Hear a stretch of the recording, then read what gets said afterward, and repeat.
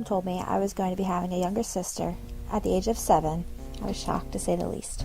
I had been the youngest for so long, and I couldn't wait to show this new youngster the ropes. My mom assured me that my new little sister would always be looking up to me, and that it was my responsibility to watch over her and protect her. I beamed with pride when she told me this, but I never realized how right she would be.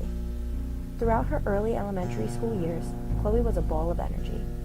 She made many friends and was always overjoyed to attend school and be opened up to new experiences.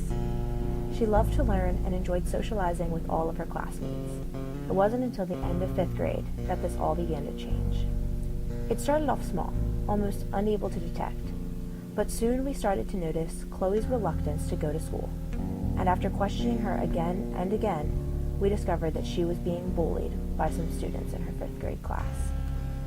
Obviously, these girls were young, only about 11 at the time, but the name-calling and belittling had already begun. As her big sister, I felt my natural need to take care of her, to protect her. I spent many days reassuring Chloe that there was nothing wrong with her, and that these other girls were just insecure and taking it out on her, but you could tell the effect that they were having. When Chloe started middle school, the bullying only got worse. These days, students don't bully as much face-to-face. Rather, they hide behind a screen and partake in what is known as cyberbullying.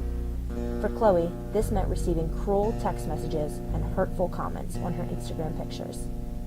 The insults ranged from calling her fat and ugly to making fun of her hair and the way that she dressed.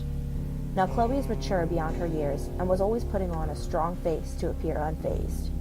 She told me many times these girls were simply immature and that she knew what they were saying wasn't true. But you could tell that Chloe was still being hurt by these girls' words. My once bubbly and boisterous baby sister was now reserved and dejected. And no matter how many times I tried to get her to talk to me and tell me how she felt, she refused to open up. She would put on a smile or laugh it off and always told me that I was simply overreacting, but I knew this wasn't true. I could tell that these girls were getting to her. Chloe began missing numerous days of school due to sickness, but me and my parents both knew that there was something deeper going on. Chloe no longer wanted to go to school due to fear of being mocked and picked on, and this lack of attendance began to affect Chloe's grades. A once A and B student was now receiving C's and D's because of her missing assignments. If that wasn't bad enough, Chloe's self-confidence began to plummet, and she began to speak more negatively of herself, saying that she was ugly and fat and that nobody really liked her. The same insults the girls at school were using against her were now becoming Chloe's own views of herself.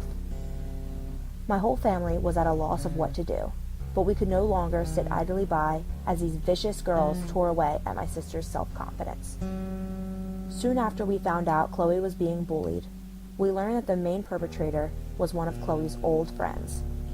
A girl she had once laughed with and confided in had now turned on her and was using all of Chloe's secrets and insecurities against her.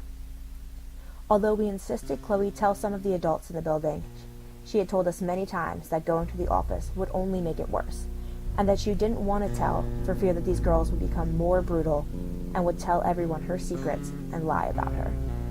My older sister Katie and I understood Chloe was afraid and felt helpless, but we knew we had to do something to help our little sister regain control and get her life back. This is why, on an early Tuesday morning, Katie and I drove up to Brooklyn Park Middle School to meet with Chloe's school principal. Now, I won't go into the details as how the situation was handled or how long it took, but what I will say is that the bullying has finally stopped. Chloe has begun to break back out of her shell and has made new friends, but the effects of this experience still stick with her. Self-esteem is easy to break down, but a daily fight to build back up, and Chloe still struggles with accepting herself for who she is and how she looks. I will always remember the way that Chloe looked throughout this experience, and the many nights she spent locked in her room, refusing to talk to me. My natural instinct to protect Chloe has only been strengthened by this incident, but it is difficult to protect her from all the bullies in this world and online. I only wish my baby sister could grow up in a world where she didn't need to fear criticism around every corner and mocking on social media.